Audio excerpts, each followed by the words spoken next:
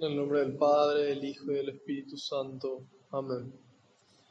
Señor, quiero alabarte y glorificarte, porque tu amor y tu misericordia me alcanzaron.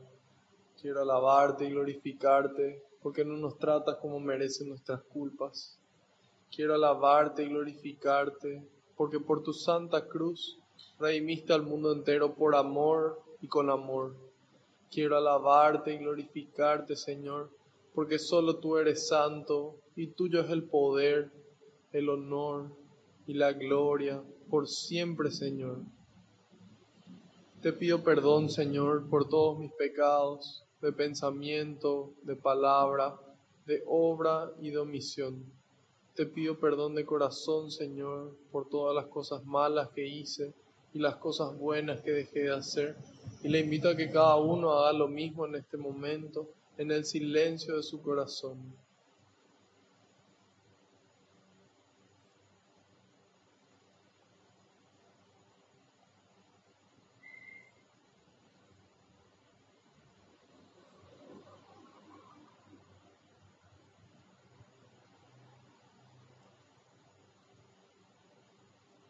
Te pido, Señor, que se cumpla tu palabra. Tú dijiste que donde dos o más se reúnan en tu nombre, ahí vas a estar vos presente, Señor. Y aquí estamos más de dos. Y sabemos que aunque no te podamos ver, tú estás aquí entre nosotros, contento de que podamos compartir tu palabra, de que podamos conocer un poco más de tu mensaje, conocerte un poco más a vos, Señor. Te pido, Jesús, que tú vayas por delante, que puedas allanar el camino, que puedas arar la tierra en nuestra mente y nuestro corazón, para que esta semilla que se va a sembrar, que es tu palabra, pueda dar fruto y fruto en abundancia. En algunos el 30, en otros el 60, en otros el 100%, Señor. Te pido, Señor, en este momento, que recojas cada una de las intenciones que cada uno trae en el corazón, hasta eso que no nos animamos a pedir, todos esos pedidos de oración que recibimos, todo eso te lo entregamos en este momento, porque sabemos que tú lo recoges con alegría y se lo entregas al Padre, para que le dé esa gracia a cada uno que está necesitando en su debido momento y acorde a su voluntad. Gloria y alabanza sean dadas a ti por los siglos de los siglos. Amén.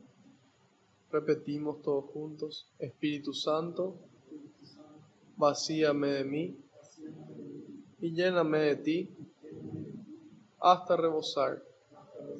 Espíritu Santo, vacíame de mí y lléname de ti hasta rebosar. Espíritu Santo, vacíame de mí y lléname de ti hasta rebosar. Que así sea. Amén.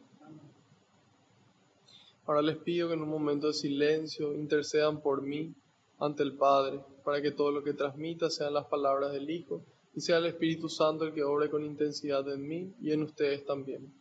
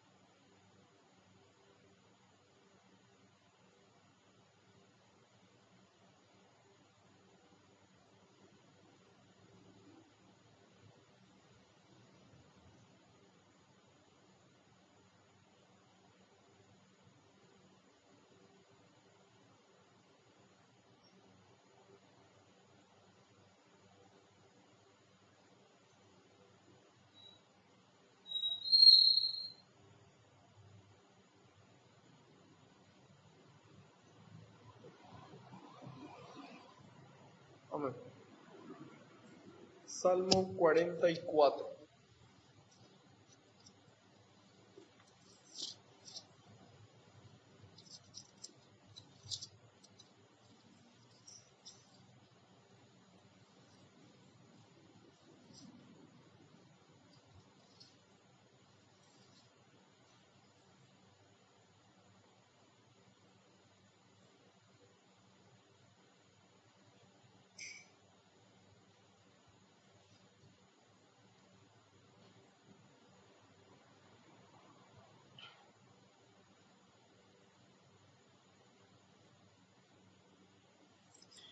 Lamentación por un desastre nacional.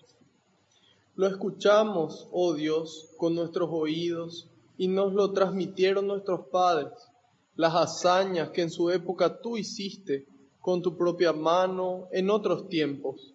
Para implantarlos expulsaste a naciones y para extenderlos maltrataste a pueblos.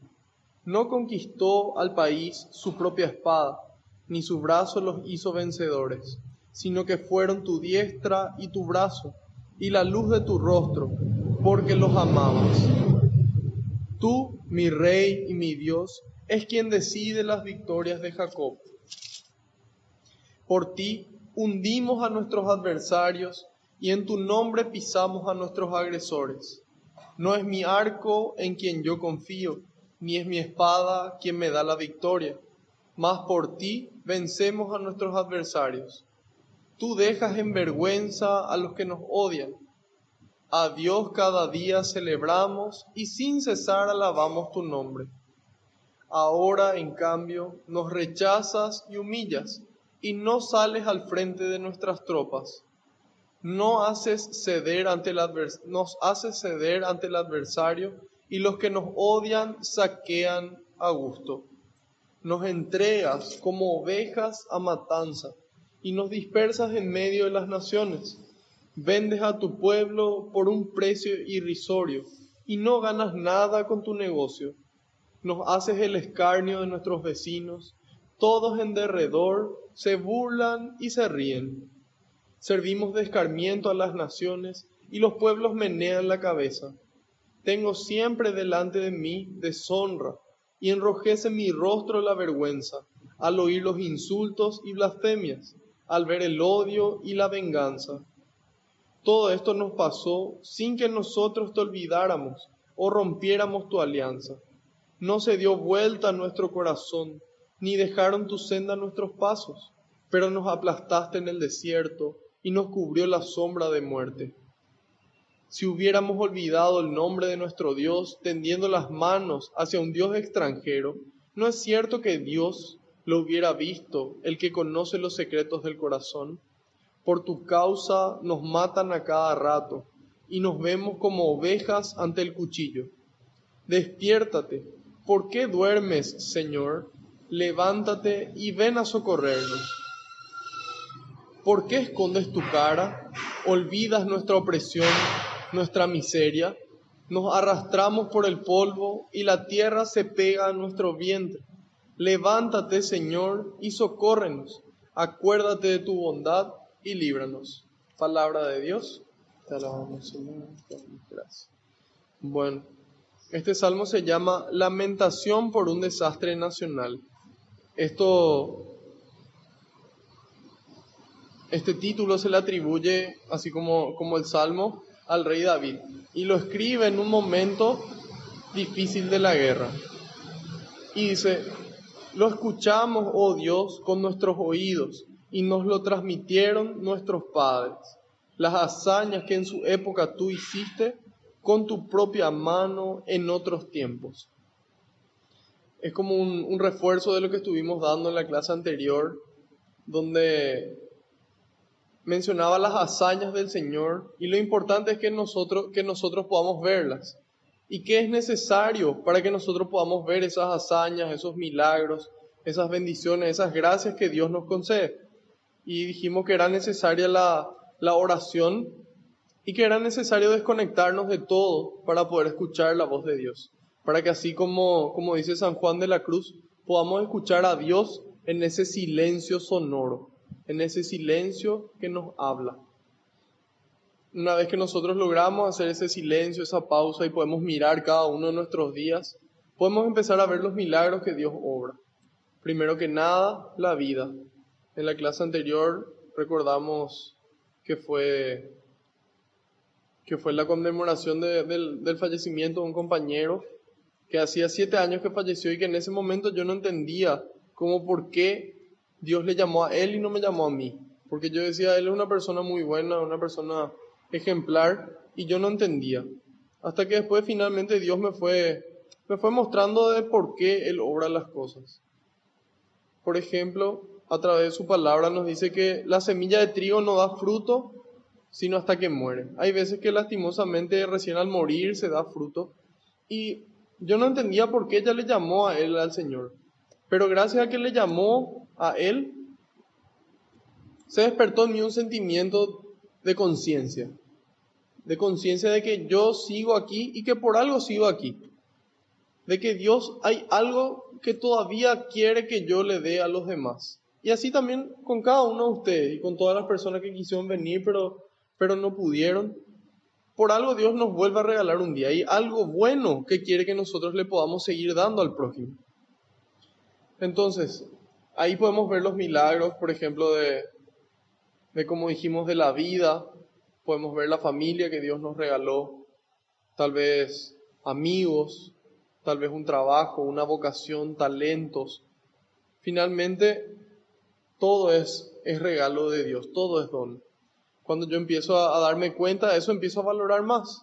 Empiezo a valorar más mi vida, a mis amigos, a mi familia, a mi trabajo, a mis estudios. Entonces aquí eso es lo que hace el salmista. Está en un momento difícil, entonces él se acuerda de las cosas buenas. Nosotros habíamos mencionado un libro que se llama Bailando con la Soledad, que escribió un sacerdote, y él menciona de que en algún momento de nuestra vida Dios nos enseñó a bailar. Dios nos enseñó a bailar con música, nos enseñó a bailar acompañados, pero hay momentos en la vida donde no hay música y nos toca bailar de memoria. Acordarnos de ese amor de Dios, de todo eso bueno, de todas esas hazañas, y que eso nos dé fuerza en ese momento de la dificultad. Mencionamos de que estos momentos de dificultad más intensas, varios santos lo describen como la noche oscura, como por ejemplo San Juan de la Cruz o la Madre Teresa. Y que Dios permitió de que personas como ellos la vivan para que nosotros podamos ver que es posible superarlas, de que es posible actuar a pesar de que a veces nos sintamos. En este caso dice, para implantarlos expulsaste a naciones y para extenderlos maltrataste a pueblos. Aquí podemos ver claramente esta teología judía, esta forma judía de percibirle a Dios, donde era un Dios meritocrático, donde si yo soy bueno y yo cumplo los mandamientos, entonces Dios me bendice, Dios me prospera, Dios me cuida y le ataca a mis enemigos encima. Y si yo soy impuro, si yo soy pecador, entonces Dios me castiga, ¿sí? Pero ya vemos en el Evangelio cuando Jesús viene a aclararnos y nos da el ejemplo o la parábola de las 100 ovejas. Y dice, si un pastor tiene 100 ovejas y se le pierde una, ¿no deja acaso a las 99 para irse a buscarle a esa una que quedó atrás? Y así mismo ocurre con el Padre de ustedes que está en los cielos. No quiere que ninguno se pierda. Ninguno. Ni el inteligente, ni el no tan inteligente, ni la persona linda y la persona fea. Ninguno. Y también dice Jesús que Dios hace salir el sol sobre malos y sobre buenos, y que hace caer la lluvia sobre justos y pecadores. Porque de lo contrario, sobre los justos iba a haber un día soleado y sobre los pecadores iba a llover todo el tiempo, ¿verdad? Era como una nube negra que vemos los dibujitos que le persigue, ¿verdad? Bueno, nosotros vemos de que nuestro Dios no es así. Y tenemos la gracia de haber nacido ya después de la plenitud de los tiempos, que fue donde Jesús se encarnó, para poder conocer la imagen completa de Dios, ¿sí? En cambio aquí vemos cómo el salmista se entristecía y pensaba que Dios no le escuchaba y pensaba que Dios dejaba de luchar con ellos y por eso su ejército se debilitaba. Y después dice, no conquistó al país su propia espada, ni su brazo los hizo vencedores, sino que fueron tu diestra y tu brazo, y la luz de tu rostro, porque los amabas. Tú, mi rey y mi Dios, es quien decide las victorias de Jacob. Por ti hundimos a nuestros adversarios, y en tu nombre pisamos a nuestros agresores. ¿Qué nos decía Jesús en el capítulo 9? Cuando no le quisieron recibir, un discípulo dice, Señor, ¿quiere que mandemos fuego de los cielos para que se consuman? Y Jesús le reprende, ¿sí? Jesús le reprende.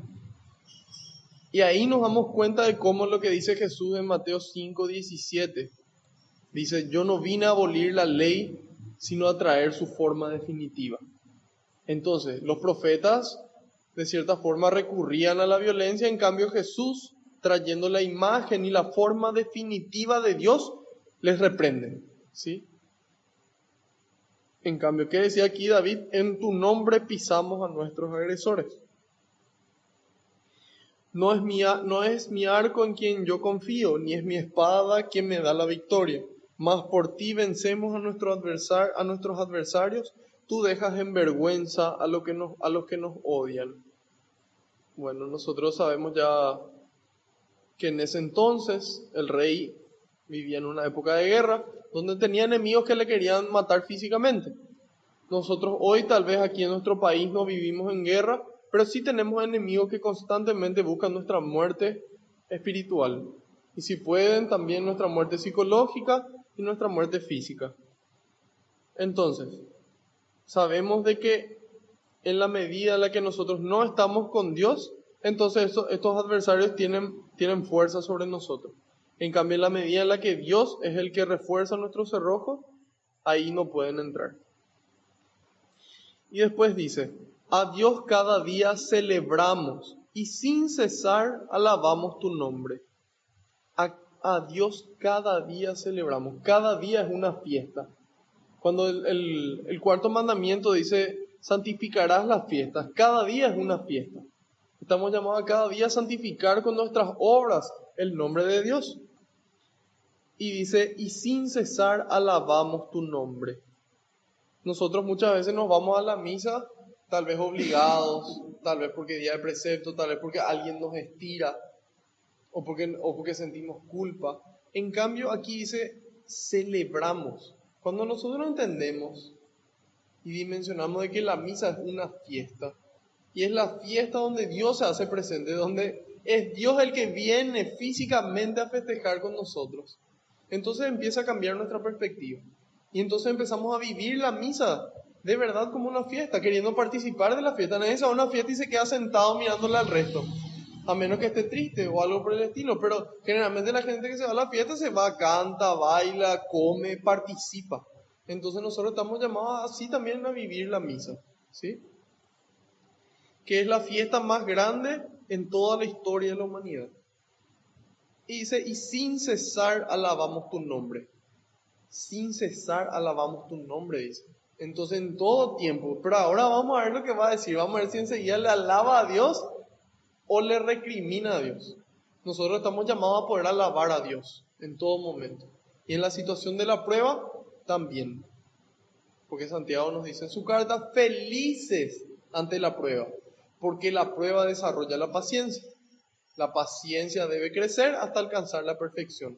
Entonces, y en el momento de la prueba no digan, Dios me tentó, Dios me probó, porque Dios no prueba a nadie, ni tienta a nadie, ¿sí? Entonces, ahí podemos ver cómo nuestra perspectiva ante las situaciones cambia, donde podemos ver la mano de Dios, no solamente en la salud y en la riqueza, sino también en la enfermedad y en la pobreza. ¿Y cómo puedo ver yo la mano de Dios en la pobreza o en la enfermedad? San Ignacio de Loyola nos da una mano con eso. Y él hace una oración que tal vez podría despistarnos, desconcentrarnos, desorientarnos. Él le dice, Señor, si yo siendo rico te puedo servir más, quiero ser rico. Si yo siendo pobre te puedo servir más, quiero ser pobre. Si yo estando sano te puedo servir más, quiero estar sano. Si yo estando enfermo te puedo servir más, quiero estar enfermo. ¿Y cómo una persona puede querer estar pobre o enferma? Y desde el momento en el que se da cuenta que esa pobreza y esa enfermedad son oportunidades para dar testimonio de la presencia de Dios en mi vida, entonces yo puedo apreciar esa pobreza y esa enfermedad. Puedo ver esa pobreza y esa enfermedad con otra óptica. ¿Por qué? Porque si yo estoy enfermo, es la oportunidad para que alguien venga a visitarme. También tengo más tiempo disponible porque estoy enfermo, no más veo. Y también es la oportunidad para dar testimonio de cómo una persona que tiene a Dios dentro, vive la enfermedad. Como a pesar de sentir dolor, la persona permanece alegre. La misma cosa la pobreza. La pobreza es una oportunidad para que alguien que tenga más pueda compartir conmigo. Y también la forma en la que yo vivo la pobreza es testimonio de Dios en mi vida. ¿Por qué? Porque si yo, siendo pobre en este momento, yo puedo robar, yo puedo estafar, yo puedo secuestrar, yo puedo hacer muchas cosas para conseguir dinero. Pero la forma en la que yo vivo mi pobreza también le va a llegar a la persona. Y diciendo, ¿cómo puede ser si no tiene que comer, comparte otra vez lo que se le da? Entonces, en esa forma de vivir la pobreza y de vivir la enfermedad, la gente le ve a Dios. Ven algo extraño. Y cuando se enteran de que es Dios el que da la fuerza para vivir de esa forma, esas situaciones, entonces son atraídas hacia Dios. Entonces ahí nos damos cuenta que todo momento, toda situación es una oportunidad para dar testimonio del amor y la presencia de Dios en mi vida. Que no es tanto como veía el salmista en aquel momento, solamente que él todavía no había recibido todo el conocimiento que nosotros recibimos a través de Jesús. Y ahí dice, ahora en cambio nos rechazas y humillas y no sales enfrente de nuestras tropas. Nos haces ceder ante el adversario y los que nos odian saquean a gusto. Nos entregas como ovejas a matanza y nos dispersas en medio de las naciones. Vendes a tu pueblo por un precio irrisorio y no ganas nada con tu negocio. Nos haces el escarnio de nuestros vecinos. Todos en derredor se burlan y se ríen. Servimos de escarmiento a las naciones y los pueblos menean la cabeza. Tengo siempre delante de mí deshonra y enrojece mi rostro la vergüenza al oír los insultos y las blasfemias, al ver el odio y la venganza.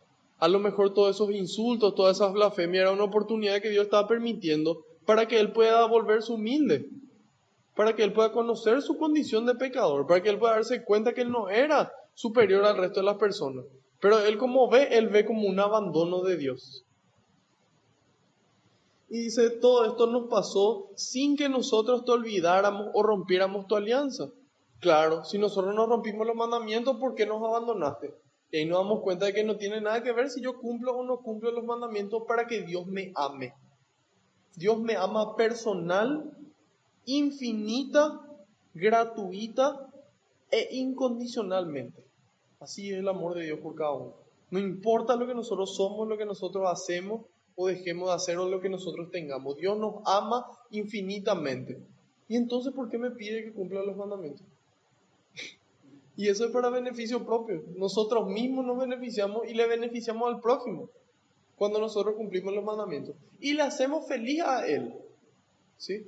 Le hacemos más feliz. Dios se pone contento en la medida en la que sus hijos son felices y le hacen feliz al resto. Entonces, su amor no cambia, ¿sí? Su amor permanece para siempre y siempre nos espera. Sin embargo, así como a la mujer pecadora le dice, nadie te juzga, nadie te condena, yo tampoco te condeno. Pero, vete y no peques más. Yo te sigo amando infinitamente. Solamente te pido que por favor cambies. Por vos y por el resto. ¿Sí? Así es nuestra relación con Dios. Y después dice, no se dio vuelta nuestro corazón ni dejaron tu senda nuestros pasos, pero nos aplastaste en el desierto y nos cubrió la sombra de la muerte. Si hubiéramos olvidado el nombre de nuestro Dios tendiendo la mano hacia un Dios extranjero, ¿no es cierto que Dios lo hubiera visto, el que conoce los secretos del corazón? Entonces ahí es como que le está reclamando, nosotros cumplimos, pero ¿por qué no se dan estos resultados que yo quiero? Y a lo mejor la voluntad de Dios era otra. Y no era porque Él cumplía o no cumplía, sino que Dios tenía otros planes. Y después dice, si hubiera olvidado el nombre de nuestro Dios tendiendo las manos, no es cierto que Dios lo hubiera visto.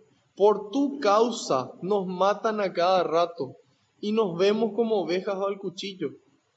Despiértate, ¿por qué duermes, Señor? Y nos damos cuenta de cómo dependiendo de la situación, le ve de una forma a Dios o de otra. También en la palabra de Dios dice, tu guardián no duerme, ¿sí? Tu guardián no descansa. Y ahora dice, ¿por qué te duerme? Entonces, ahí nos damos cuenta de cómo le va percibiendo de formas diferentes de acuerdo a sus sentimientos. ¿Por qué escondes tu cara? ¿Olvidas nuestra opresión, nuestra miseria? Nos arrastramos por el polvo y a la tierra se pega nuestro vientre. Levántate, Señor, y socórrenos. Acuérdate de tu bondad y líbranos. Entonces, haciendo un breve resumen, se lamenta él por este desastre nacional y él cree de que Dios le abandonó. Nosotros hoy sabemos de que Dios no nos abandona y de que tampoco le quiere más a alguien que a otro. Él no quiere que ninguna de sus ovejitas se pierda. Entonces, ¿qué ejemplo nos da aquí el salmista? A poder acudir a Dios. Si estamos tristes, estamos en una situación difícil, acudir a Él, acordándonos de todos esos momentos mejores que tuvimos. Nos invita a celebrar cada día, a celebrarle a Dios cada día en nuestra vida. Nosotros muchas veces de repente nos sentimos tristes, pero tenemos la esperanza de que Dios nos va a sacar. Imagínense esa gente que no cree en Dios. ¿Quién les va a sacar de ahí? ¿Qué les va a sacar de ahí? En cambio nosotros tenemos esa esperanza. Tenemos esa esperanza que Dios nos regaló. Entonces, estamos llamados a aclamar a Dios, estamos llamados a celebrar a Dios y a rogarle, a pedirle que nos socorra siempre, de que nos ayude y que Él mismo venza a todos esos enemigos espirituales que diariamente nos atacan. A veces puede ser la pereza, la soberbia, la ira, la gula, la avaricia, la envidia, otras veces el miedo, otras veces la ansiedad. Entonces estamos llamados a pedir a Dios, a clamar a Dios en todo momento. ¿Hay alguna pregunta o comentario hasta aquí? Sí. Con respecto al silencio, que yo me acuerdo que cuando mi mamá murió en el 2007, mi mamá murió en el 2007 así, de una forma así repentina, la atropelló un auto en Virgen de Fátima, enfrente a Virgen de Fátima. Y yo me acuerdo que yo en esa época estaba en el grupo juvenil ahí de Fátima. Y que cuando ella murió, faltaban así 4 semanas para que yo pueda ingresar en la facultad, la facultad veterinaria. Y yo me acuerdo que me sentía así desolado, estaba triste, estaba así, o sea, yo no podía más creer que no tenía más mamá. Y en una de esas me recuerdo así por un pilar, donde me venía esa música que decía, me viste a mí cuando nadie te vio. O sea, que yo sentía la mirada de Dios, a pesar de mi tristeza y de mi soledad. O sea, yo le tenía a mi hermana, le tenía a mi hermano. Mi hermana, cuando eso tenía otro tipo de relación yo con ella. Y desde ese día cambiaron muchas cosas. Que yo estaba triste, pero dentro de mi tristeza había sido que Dios no estaba ahí. Que así también de que yo me cuestioné también por qué no me llevaste a mí y le llevaste a mi mamá. Y me acuerdo que fue cuando una compañera un día llegué tarde a la facultad y hacía un frío y yo estaba desabrigado. Y era como que estaba tan ungido así dentro de esa soledad que sentía, que ahí también me sentía a Dios, que Él me dijo, che, mira, sí, ¿sabes qué? Hace frío y está desabrigado. O sea, que Él me estaba hablando dentro de mi silencio y me decía cosas que de repente yo no entendí y que después me enseñó una de esas compañeras por llegar tarde. Yo me acuerdo que yo me moría de hambre casi hasta el tercer año por ahí, pero el primer y el segundo año yo tenía mucha hambre porque no teníamos mamá y no sabía cómo se cocinaba. ¿No? O sea, mi mamá se fue un rompecabezas de mi vida. ¿Sí? Y me acuerdo que me enseñó a cocinar a Jesús. Esta compañera me dijo cómo se hacían los pasos. ¿Sí? Y yo ahí me levanté, me fui a hacer en mi casa y me salió. Pero aprendí también ahí a hacer pollo. O sea que antes era alguien que vivía nomás abajo de la cuchara de su mamá. Pero que ahí realmente vi el sacrificio. Y bueno, y lo que sí que también le cuestionaba, le decía, mira, yo tengo amor. Y una sola vez fue que entré en ese conflicto con él, porque ya tenía demasiada hambre y me hizo llorar el hambre que tenía y le cuestioné a Dios mal. Y me fui ahí en la Facultad de Economía, hay una capilla, y me acuerdo que llegué así como para agarrarme con todas las trompadas y con Dios, y había una misa. Y entonces me quedé así en la misa y llegó el momento de comulgar y me fui y comulgué. Pero lo que sí que me dijo así, mira, ya pasó el hambre. Me dijo así, ¿verdad? Con la Eucaristía, ¿verdad? Y ahí me acordaba de Santa Rita de Casia, que hubo un tiempo en que ella se alimentaba solamente con la Eucaristía. Pero para mí fue importante ese silencio, porque en ese silencio, a pesar de mi tristeza, a pesar de mi soledad, pero de la tristeza más que nada, por no tener a mamá, me hablaba y me daba esperanza de que la vida continúa. Y me acuerdo que el padre Meyer, el párroco, cuando eso de Fátima me había dicho que ponga mi dedo acá y que haga así. Y me preguntó, ¿qué sentiste? Y que suspiré. Y me dijo, y bueno, esa es la vida. Tu mamá se murió, pero a vos te toca vivir todavía. O sea, que vos tenés que salir adelante. De que no podés más estar, no se murió tu perrito, se murió tu mamá, es doloroso, pero que vos tenés que seguir batallando. Y eso nunca se me olvidó. Y a pesar de todo, el año pasado estuve en el estado desolador todo el tiempo. Estuve triste y me daba cuenta de que cada vez me iba más hacia atrás. Y bueno, pero Dios tiene su mano siempre, no es tarde o temprano, porque siempre, y dentro del silencio otra vez, es encontrar y poder agarrarte.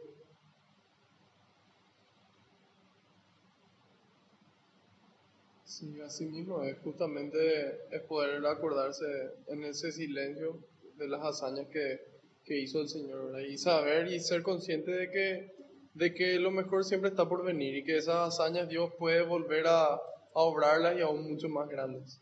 Y es la fe, el poder creer que eso va a ser así, el creer que Dios realmente permite las cosas por algo y que siempre Él está ahí presente, siempre está esperando con ese amor infinito, con ese amor personal, siempre dispuesto a socorrernos. No sé si alguien tiene alguna pregunta o algún comentario. Bueno, pasamos a Lucas 10, a partir del versículo 25.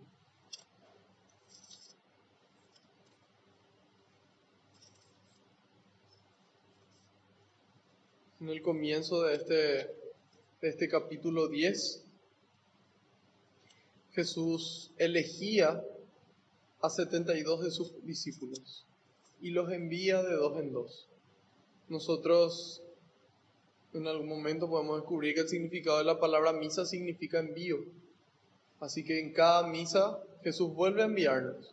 Nosotros nos vamos a la misa y Él nos envía al mundo para poder llevar todo eso que nosotros recibimos. Y es el Señor el que nos eligió a nosotros. Tenemos que ser conscientes de eso. Nosotros no fuimos los que le elegimos a Él. Es Él el que nos eligió a nosotros. Y porque Él nos eligió, hoy estamos aquí sentados escuchando su palabra. ¿Y por qué a nosotros y no a otras personas? No estoy seguro. A lo mejor en el cielo nos cuenta por qué nos eligió a nosotros. Pero lo que sí sabemos es que Él nos eligió y que depositó su confianza en nosotros. Dios decidió confiar en nosotros para llevar su palabra y su amor a las demás personas. Entonces Jesús le elige y le envía a los 72. Y dice, vayan, pero sepan que los envío como corderos en medio de lobos. Y dijimos, ¿qué pueden hacer unos corderos en medio de los lobos? Simplemente morir. ¿Y por qué Jesús nos envía simplemente a morir? ¿O es acaso que no nos envía a morir, sino que solamente nos envía en una situación difícil y peligrosa como corderos entre lobos? Y es así. ¿Por qué? Porque Él nos envía como corderos entre lobos y hay dos peros. Pero nos da un arma.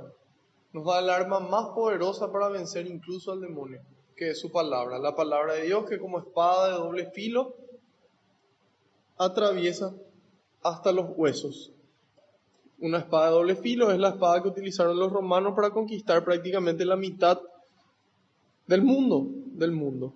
Y más peligrosa que esa aún es la palabra de Dios. Por eso sirve para vencer al demonio incluso. El único tema es que como arma hay que aprender a usarla. Entonces durante 3 años Él enseñó a sus discípulos cómo utilizar antes de enviarles al mundo.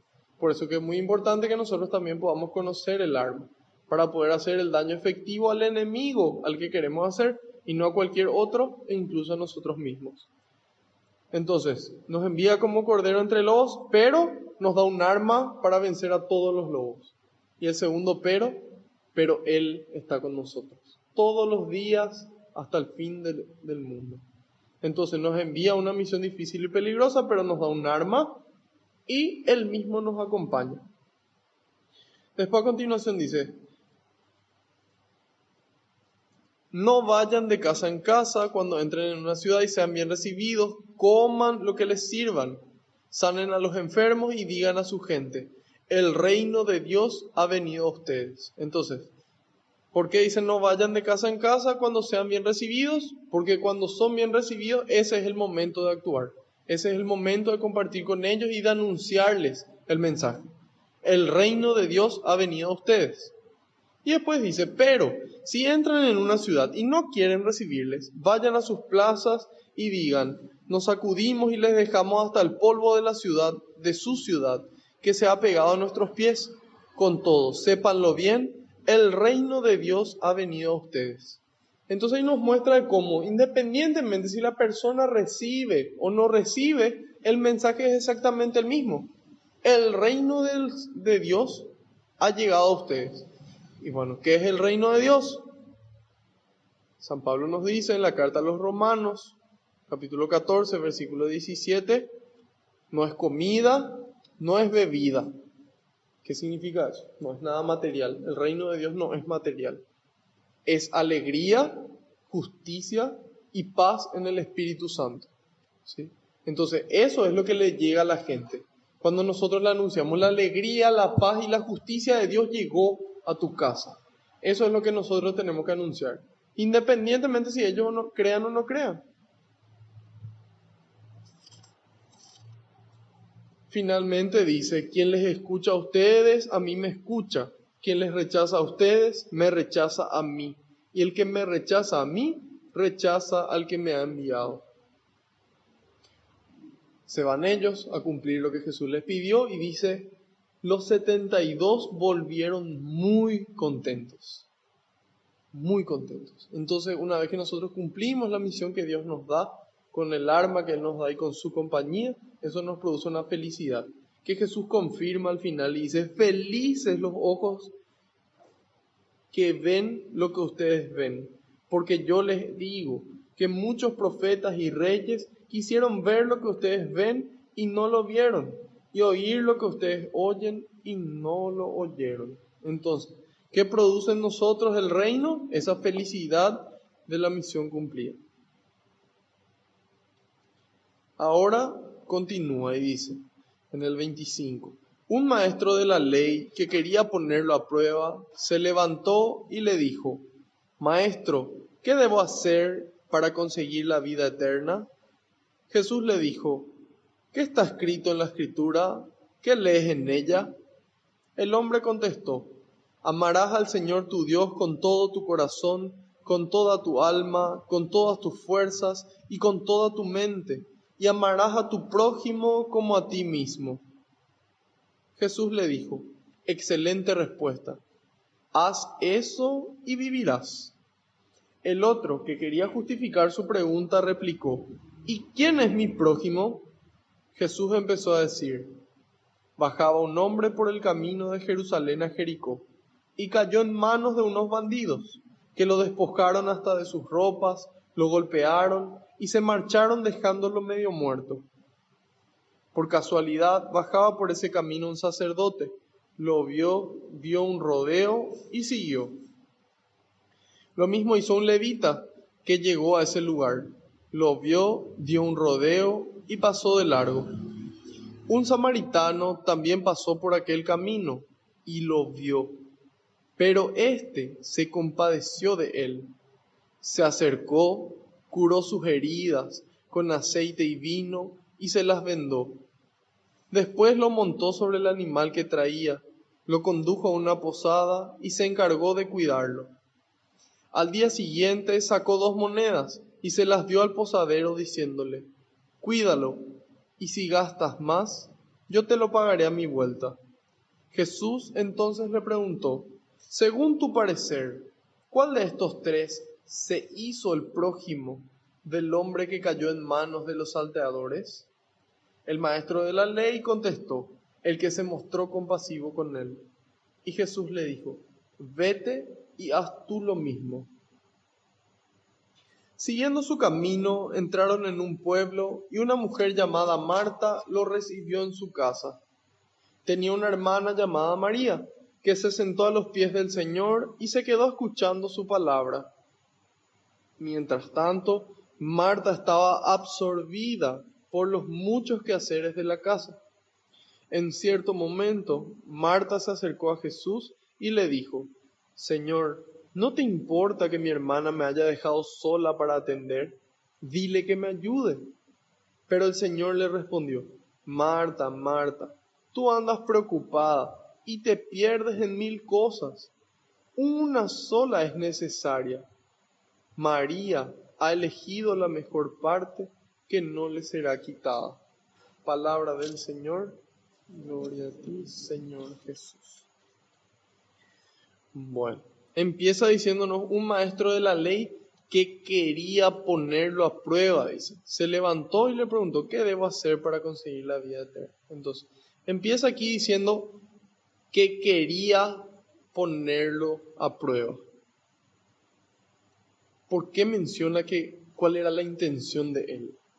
Porque él podía preguntar por dos motivos principales. Uno, porque de verdad él quería saber, genuina y auténticamente, qué tenía que hacer para conseguir el reino.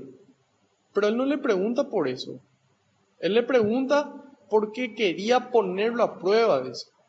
Entonces, ¿qué nos transmite aquí? ¿La importancia de qué? De lo que se conoce como pureza de intención. ¿Sí? ¿Cuál es la pureza de intención? Es ese motivo último que me empuja, que me mueve a hacer las cosas. ¿Sí? Y la pureza de intención solamente se puede conocer a través de un profundo momento de reflexión, y la oración también ayuda para eso. Por ejemplo, en mi caso, yo fui paracaidista durante varios años. Hice 56 saltos. En algún momento me cuestioné la pureza de intención de saltar. ¿Qué me mueve a mí a saltar? ¿Por qué quiero saltar? El motivo más superficial y el que salía primero era porque me gusta la vista desde allá arriba y porque me gusta la velocidad. Me gusta no la velocidad, me gusta la sensación de libertad. Era la vista y la sensación de libertad que tenía al saltar. Esa era mi respuesta. Cuando alguien me preguntaba, ¿y por qué saltás? ¿Por qué te gusta? Era esa. Hasta que eventualmente me puse a analizar la pureza de intención de eso. Y me puse a pensar quién se beneficiaba de ese hecho. Bueno, se beneficiaban las personas que tenían la escuela, las personas que manejaban el avión y yo mismo, más nadie. Y después, pero ¿por qué lo hacía? Era la pregunta. ¿Qué era lo que a mí me movía? Y eventualmente pude descubrir, gracias al Señor, que yo quería hacer mi super yo, quería hacer cosas que nadie más podía. Entonces cuando yo hacía cosas que nadie más podía, entonces yo me sentía bien, yo me sentía superior, yo me sentía capaz. Y cuando lo hacía de mejor forma, de forma más rápida que el resto y aún más, me sentía mejor. Pero, ¿qué era eso? Y finalmente era soberbia, finalmente era vanidad. Era el poder sentir que yo hacía algo que el resto no podía hacer. Entonces después, en algún momento tomé la decisión de dejar. Hoy va a ser en marzo 2 años que salté la última vez. Y en la medida en la que yo conozco la pureza de mis intenciones, yo adquiero conciencia. Entonces yo puedo tomar decisiones. Yo puedo tomar mejores decisiones. Y si me doy cuenta de que la pureza de mi intención no es buena, le pido a Dios, Señor, yo quiero una pureza como la tuya. Regálame un corazón que pueda sentir como vos. Regálame que yo pueda pensar como vos, que sea puro lo que a mí me mueve. ¿Por qué? Porque yo puedo hacer muchas cosas buenas, pero mi intención no es buena. En cambio aquí nos muestra que la intención es buena, porque la pregunta que le hace a Jesús Es excelente. Quiere saber qué tiene que hacer. Pero la intención no era buena. Entonces es importante que nuestros actos sean buenos y nuestras intenciones también. Y ahí empezamos a cuestionar las cosas que hacemos en nuestro día a día. ¿Y por qué las hacemos? Si las hacemos por amor o si las hacemos por interés. La idea es que todos podamos hacerlo por amor y con amor. Y ahí el verbo que utiliza en la pregunta, ¿qué debo hacer? Dice. No dice qué debo pensar, no dice qué debo sentir, qué debo hacer. Los pensamientos y los sentimientos no son suficientes, son actos los que me permiten a mí alcanzar la vida eterna. Y ahí Jesús le contesta, ¿qué está escrito en la Escritura? El tipo le quiso tender una trampa siendo maestro de la ley. Y ahí Jesús le dice, ¿qué está escrito en la Escritura? ¿Qué lees en ella? Como diciéndole, parece que tan maestro no sos, por eso me estás haciendo una pregunta que está escrita. Y ahí el maestro le cita de memoria dos partes del Antiguo Testamento, el Deuteronomio capítulo 6, versículo 5, y Levítico capítulo 19, versículo 18, y le dice, amarás al Señor tu Dios con todo tu corazón, con toda tu alma, con todas tus fuerzas y con toda tu mente, y a tu prójimo como a ti mismo. De repente la gente piensa de que este tema de amar a tu prójimo como a ti mismo es lo nuevo que traía Jesús. Sin embargo, lo que Jesús trae de nuevo es ese mandamiento nuevo que Él nos deja, en donde nos dice, amarás a tu prójimo como a ti mismo, pero después nos dice, ámense los unos a los otros como yo les he amado. ¿Por qué? Porque nuestro amor puede ser imperfecto, puede ser un amor impuro, en donde a mí me gusta, no sé, verle sufrir al otro. A mí me gusta que me mientan, entonces yo le miento al otro y le amo de la misma forma imperfecta en la que yo amo. Pero Jesús ama de forma perfecta. Y Él sube la vara, nos invita a poder amar como Él nos amó. Pero aquí todavía no le menciona eso. Aquí le dice, ¿qué tenés que hacer? Eso. Y ahí Jesús le responde, excelente respuesta. Haz eso y vivirás. El otro que quería justificar, y claro, porque le dejó ahí fuera de lugar, ¿verdad? Porque le preguntó algo que él mismo respondió, le dijo excelente y ya está. Y ahí para justificar él dice, ¿y quién es mi prójimo? A continuación Jesús va a dar un ejemplo en donde al final le cambia la pregunta. Y no le pregunta quién es tu prójimo, le pregunta quién de los tres se hizo prójimo del otro. ¿Sí? Mostrando la importancia de esa iniciativa, de donde yo que le recibí a Dios, yo me hago prójimo del otro. ¿Y de quién me hago prójimo? Eso suele ser fácil. Generalmente me hago prójimo de la gente a la que le quiero, de la gente que me cae bien, de la gente linda, de la gente simpática, pero de esas personas argeles, de esas personas que nadie se les quiere acercar, hoy conocidas como personas tóxicas. De ese no quiero hacerme prójimo. De ese, y bueno, es su problema, ¿para qué él es así? ¿Y qué nos dice Jesús? ¿Y qué nos muestra? De que estamos llamados a hacernos prójimos de esa persona también. El mundo te dice, no, hay que alejarse de esas personas tóxicas, solamente te hacen daño. ¿Y cómo se van a sanar?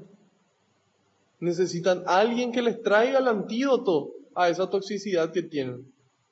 Y ese antídoto es el amor de Dios, que nosotros recibimos. Y entonces ahí le pregunta, ¿quién es mi prójimo? Jesús empezó a decir, ahora empieza una parábola, que de buena primera parece una simple historia de una persona que baja, es herida, dos personas pasan, una persona sí le atiende y le ayuda, ¿sí?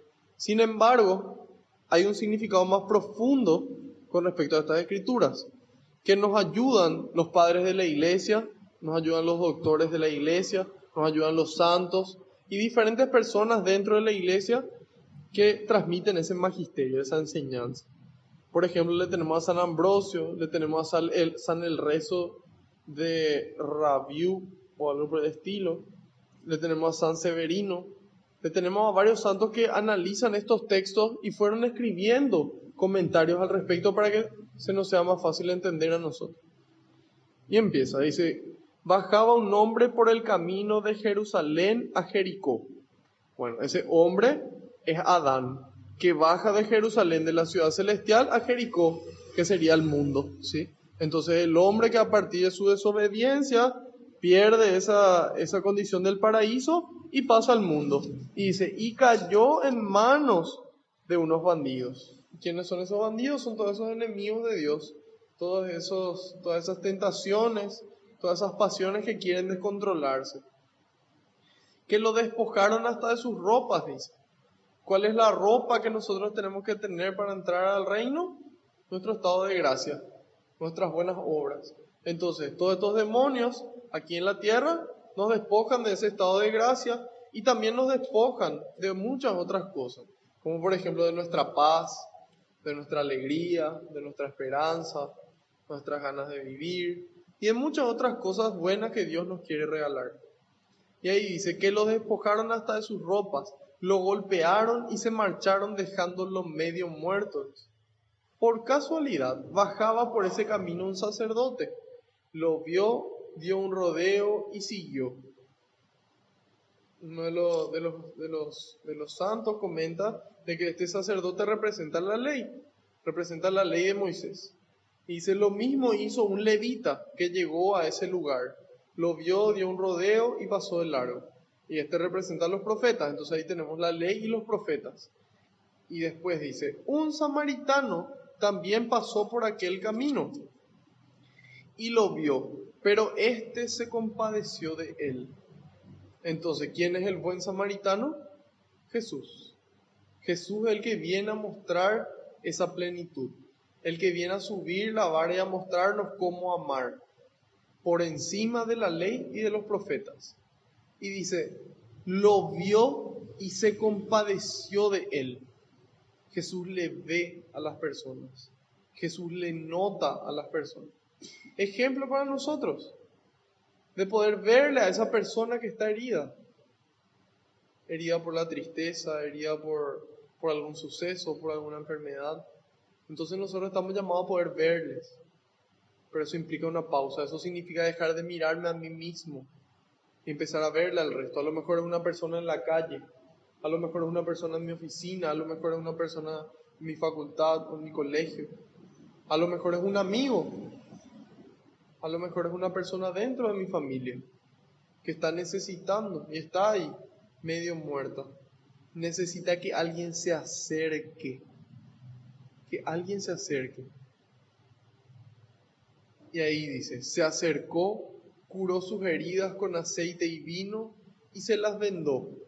A veces esta persona herida somos nosotros y no nos damos cuenta. Y en ese momento es donde estamos llamados a llamar a Dios, a Jesús, al buen samaritano, para que nos pueda sanar. Y llama la atención que dice con aceite y vino. Con aceite y vino. Lo más lógico es que en realidad hubiese empezado por el vino y después por el aceite. ¿Por qué? Porque el vino, como tiene alcohol, tiene esa propiedad desinfectante, esa propiedad donde mata para que deje de esparcirse el daño recibido. Y después sí el aceite, que tiene las propiedades cicatrizantes, curativas, ¿verdad? Restauradoras. En cambio aquí dice con aceite y vino. Hay personas que comentan esto como que lo importante en realidad es esforzarnos por ayudar. Hay veces que esa ayuda no sale como esperábamos. ¿Por qué? Porque en vez de poner primero el vino, pusimos primero el aceite, pero lo importante es esforzarse, es verle a la persona y hacer nuestro esfuerzo. Si de por ahí no sale como tenía que salir, y bueno, por lo menos hicimos nuestra parte. Y ahí dice, después lo montó sobre el animal que traía. Entonces aquí la montura, la cabalgadura, es el cuerpo de Cristo. Es Jesús mismo el que muere por nosotros y carga con nuestras enfermedades, carga con nuestro pecado. ¿Y por qué encima? Y bueno, en el Salmo 31 dice, no sean como el burro o el caballo, que son controlados por la rienda y el freno. Entonces, no sean faltos de inteligencia, dice, como el burro y el caballo que son controlados. Entonces, ¿qué nos hace Él? Él nos sube sobre su montura para que con su inteligencia podamos sobrellevar las situaciones. Y dice, lo condujo a una posada. Entonces, ¿qué es una posada? ¿Cuál es la posada en este caso? Es la iglesia. Entonces el ser humano, por culpa de Adán, baja del paraíso a la tierra, es atacado por los bandidos, pasa la ley y los profetas, donde hasta cierto punto se apiadaban, otras veces no. Cuando había un leproso, había una persona con hemorragia, había una situación que les limitaba, ellos hasta ahí llegaban. Le veían y pasaban de largo. En cambio Jesús se va y le toca, se acerca a corta distancia. Y ahí Él mismo, a través de su muerte y resurrección, nos va sanando y nos lleva a la iglesia. Y dice, se encargó de cuidarlo. Dice. Para mí la palabra cuidar es muy fuerte porque es como sanar, es como proteger, pero el que te cuida lo hace por amor. Entonces es como una sanación, pero por amor. Entonces aquí dice, se encargó de cuidarlo. Según los comentarios de los santos padres, el aceite y el vino son la palabra de Dios, que ayudan a cortar esas cosas malas que están en nosotros, ayudan también a sanar todas las heridas. ¿Sí? Después dice, al día siguiente sacó 2 monedas y se las dio al posadero. Bueno, ¿cuáles son estas 2 monedas? Son el Antiguo Testamento y el Nuevo Testamento, que le entrega a la cabeza de la iglesia. Se las dio al posadero, dice, diciéndole, cuídalo. Entonces, Dios le entrega el Nuevo Testamento y el Antiguo Testamento a los sacerdotes, a la iglesia y a nosotros también incluso, para que podamos llevar eso que nosotros recibimos. Y dice, y si gastas más, yo te lo pagaré a mi vuelta. Entonces, en el día del juicio, en el día en el que Él vuelva, anunciado ya, esa segunda venida, la parusía, nos dice que nos va a dar una recompensa encima. Jesús entonces le preguntó, según tu parecer, ¿cuál de estos se hizo el prójimo del hombre que cayó en manos de los salteadores? El maestro de la ley contestó, el que se mostró compasivo con él. ¿Por qué no dijo el samaritano? Bueno, ya explicamos en la clase anterior la relación entre los samaritanos y los judíos, no se querían, entonces como Jesús le pone a un samaritano en el ejemplo del que hace lo correcto, él en lugar de decir el samaritano, dice el que se compadeció de él. Y ahí Jesús le responde, vete y haz tú lo mismo, nuevamente resaltando lo importante de la acción. ¿Sí? Entonces, la pureza de intención, tomar nosotros la iniciativa de hacernos nosotros prójimos de todos y finalmente hacer las cosas. Porque al comienzo yo le pido a Dios, yo quiero una pureza de intención y yo le veo ahí al pobre al que tiene hambre y le digo, y pienso ahí, Shinyaranga, pobrecito anga que tiene hambre. Ojalá que alguien le dé. Ojalá, Señor, que vos le puedas dar. No, yo le veo, yo siento y yo hago algo al respecto. ¿Sí? Entonces, pureza de intención, hacernos nosotros prójimos, hacer algo por ellos. Después dice, siguiendo su camino, entró en un pueblo. No es que Jesús ahí ya obró algo bueno, ya dio su explicación y dijo, bueno muchachos, nos vamos a pescar. Bueno muchachos, nos vamos a la casa a descansar nomás ya, misión cumplida. No, hace su obra buena, da su enseñanza y continúa su camino. Y dice, una mujer llamada Marta lo recibió en su casa, dice. Una mujer llamada Marta la recibió en su casa. El Señor nos dice en el libro del Apocalipsis, capítulo 3, versículo 20, dice, miren que estoy a la puerta y llamo. Si alguien me abre, entraré y cenará conmigo y yo con él. Entonces, Dios siempre está pasando. Dios siempre está siguiendo su camino alrededor nuestro. Y depende de cada uno, libre y personalmente, decirle que sí. No es porque todos aquí estuvimos escuchando la misma enseñanza, todos nos vamos a salvar. O porque unas personas son padre, hijo, hermano, esposos, amigos. No. es una decisión personal de recibirle a Dios en mi casa. ¿Sí? Y en esta casa estaban dos mujeres, dice, Marta y María. Tenía una hermana llamada María que se sentó a sus pies, se sentó a los pies del Señor y se quedó escuchando su palabra, dice. Mientras tanto, Marta estaba absorbida por los muchos quehaceres de la casa. En cierto momento, Marta se acercó a Jesús y le dijo: Señor, ¿no te importa que mi hermana me haya dejado sola para atender? Dile que me ayude. Pero el Señor le respondió: Marta, Marta, tú andas preocupada y te pierdes en 1000 cosas. Una sola cosa es necesaria. María ha elegido la mejor parte que no le será quitada.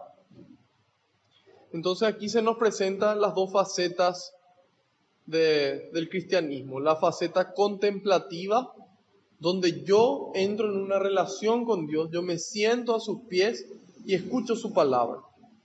Y una fase de acción, que es lo que estaba haciendo Marta.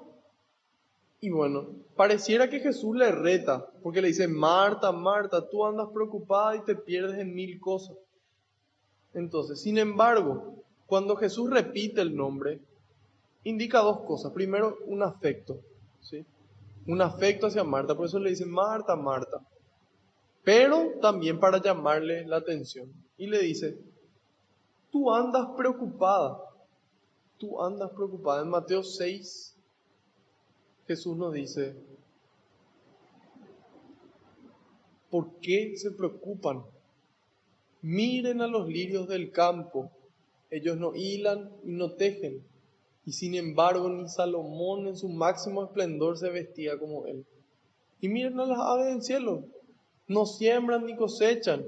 Y sin embargo, el Padre que está en los cielos le da de comer. ¿No son ustedes más importantes que los pájaros? ¿No son ustedes más valiosos que los pájaros? No se preocupen. Cada día trae su propia preocupación. El mañana trae sus propias preocupaciones. No se preocupen, ocúpense. ¿Y entonces qué pasó acá? Si Jesús hablaba de vete y haz tú lo mismo, y Marta estaba haciendo, ¿por qué le llama la atención? Porque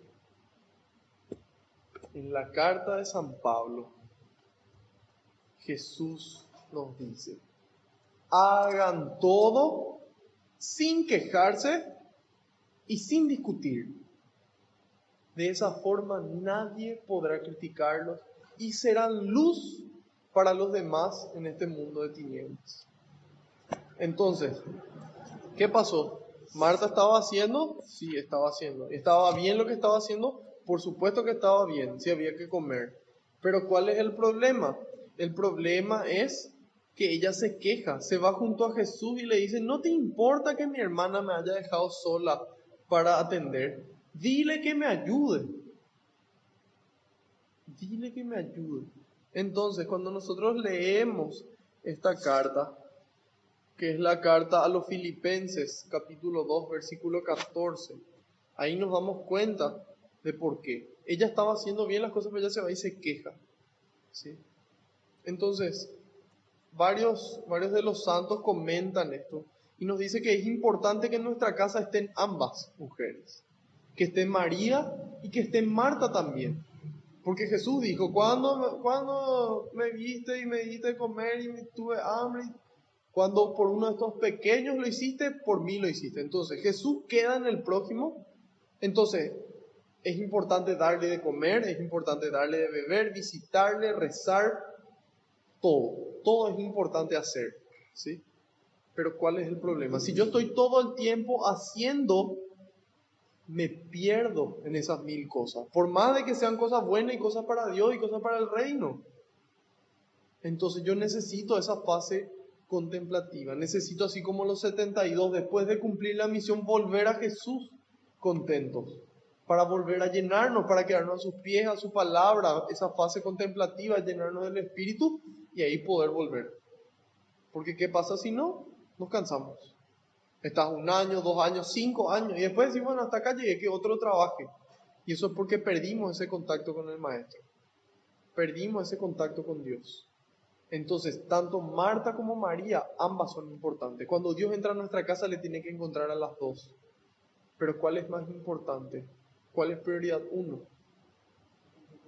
La contemplación. Mi relación con Dios, porque si no, ¿qué me voy a llevar yo? ¿Qué le pongo yo a esas acciones? ¿El amor de quién le pongo a las acciones que realizo? ¿Cómo hago para no quejarme después de tantas cosas hechas? Una vez que yo escuché, recibí, ahí yo puedo. Después vuelvo y ese es el ciclo. ¿Sí? Y ahí Jesús le dice, una sola es necesaria. El resto está bien. De ahí a que sea necesario es otra cosa. Entonces cuando nosotros leemos la primera carta a Timoteo, capítulo 6, versículo 9, vamos a ver qué nos dice San Pablo con respecto a cosas que pueden hacer que nosotros nos perdamos. Porque ahí Jesús le dice, vos estás preocupada en hacer tantas cosas y te perdés en eso. San Pablo dice, los que quieren ser ricos caen en tentaciones y trampas. Un montón de ambiciones locas y dañinas los hunden en la ruina hasta perderlos. Debes saber que la raíz de todos los males es el amor al dinero. Algunos, arrastrados por él, se extraviaron lejos de la fe y se han torturado a sí mismos con un sinnúmero de tormentos. Pero tú, hombre de Dios, huye de todo eso. Procura ser religioso y justo.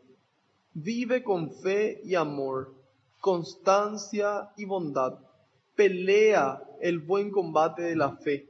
Conquista la vida eterna a la que has sido llamado y por la que hiciste tu hermosa declaración de fe en presencia de numerosos testigos. Entonces, ¿cuál puede ser una situación? Puede ser la riqueza. Y aquí dice, los ricos, los que quieren ser ricos, caen en tentaciones y en trampas. Un montón de ambiciones locas y dañinas les hunden en la ruina hasta perderlos, dice. Si nosotros miramos el ejemplo de un DJ famoso que tenía 70 millones de dólares en su cuenta, el tipo decide sacarse la vida. Y nos damos cuenta de que el dinero no es todo. Al contrario, de que podría ser una causa de perdición. Entonces no hay que tener dinero y tenemos que rechazar todo y dedicarnos así y vivir de lo que nos regalen y la indigencia. No, tampoco. ¿Por qué? Porque el problema no es el dinero. La raíz de todos los males es el amor al dinero. ¿Sí?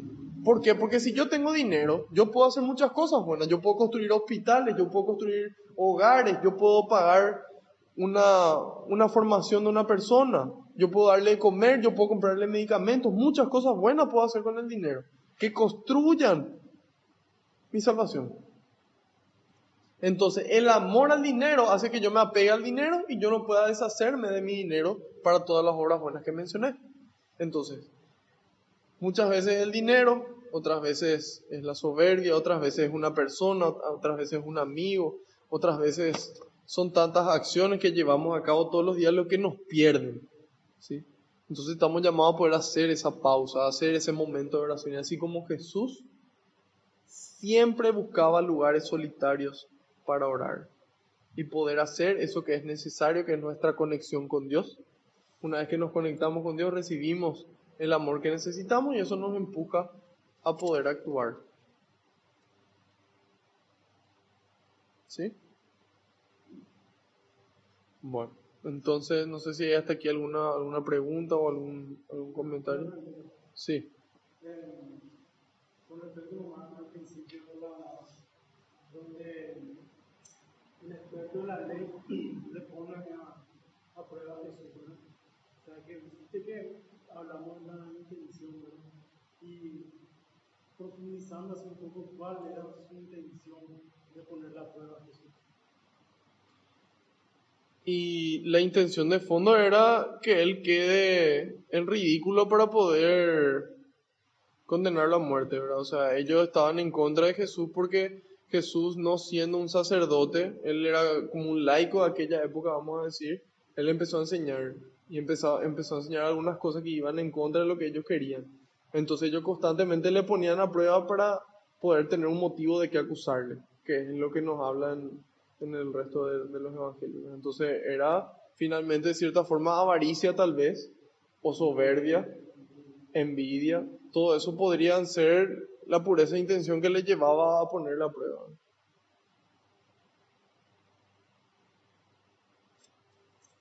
Bueno, entonces, haciendo un resumen de toda esta segunda parte del capítulo 10, nos invita a analizar esa pureza de intención, de todo lo que hacemos en cada día, ¿sí?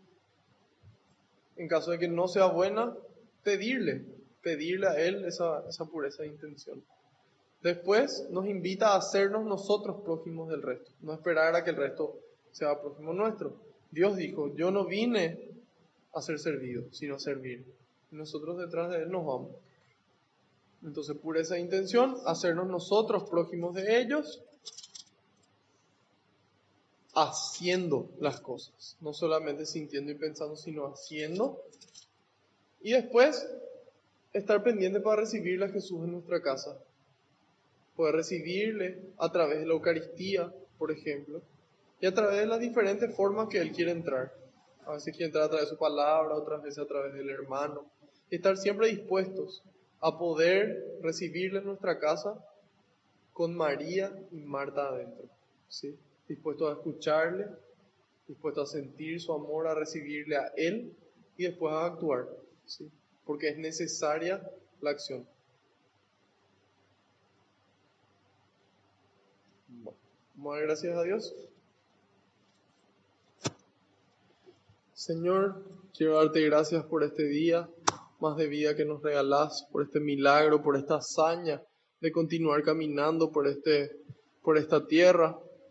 Te quiero dar gracias, Señor, por mostrarnos tu palabra, por mostrarnos cómo sos vos, ese buen samaritano que le ve a las personas, que se acerca, que da de lo suyo para poder sanar y que con amor le cuida a esa persona herida.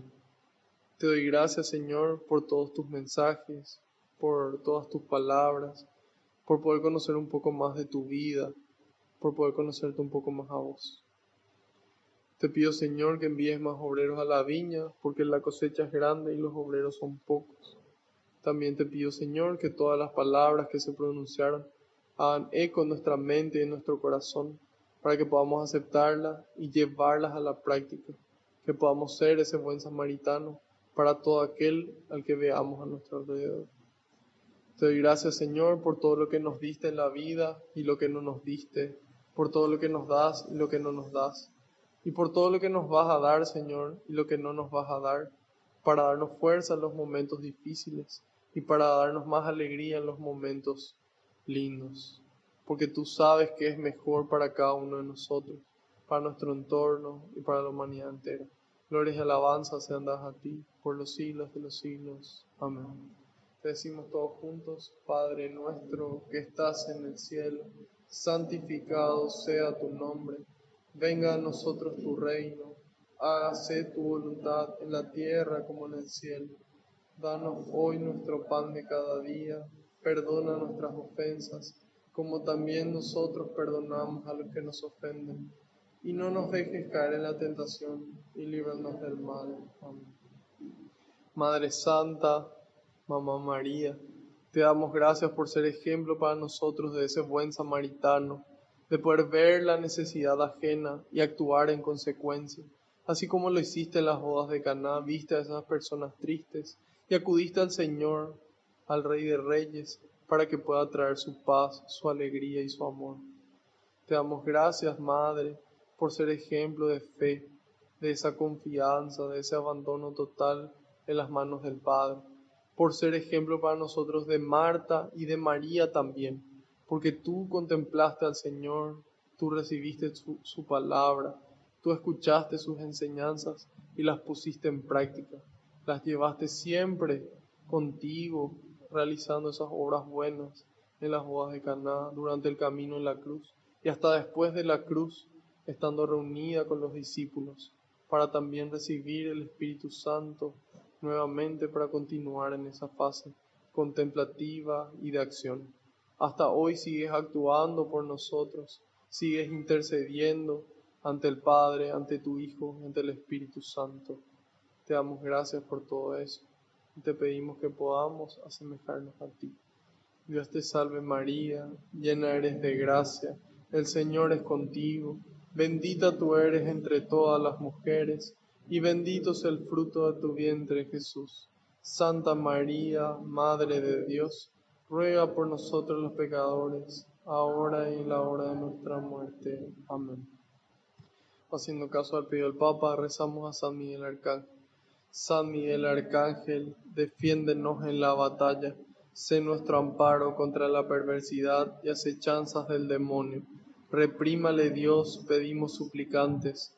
Y tú, príncipe de la milicia celestial, arroja al infierno con el divino poder a Satanás y a los demás espíritus malignos que andan dispersos por el mundo para la perdición de las almas. Amén.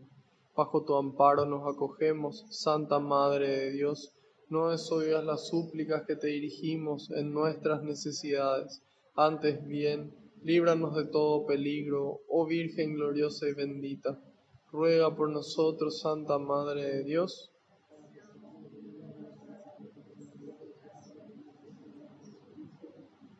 María Auxiliadora de los cristianos. Sagrado Corazón de Jesús. Gloria al Padre, al Hijo y al Espíritu Santo. Alabado sea Jesucristo. Que la paz y la alegría del Señor nos acompañen a todas partes. Amén. En nombre del Padre, del Hijo y del Espíritu Santo. Amén.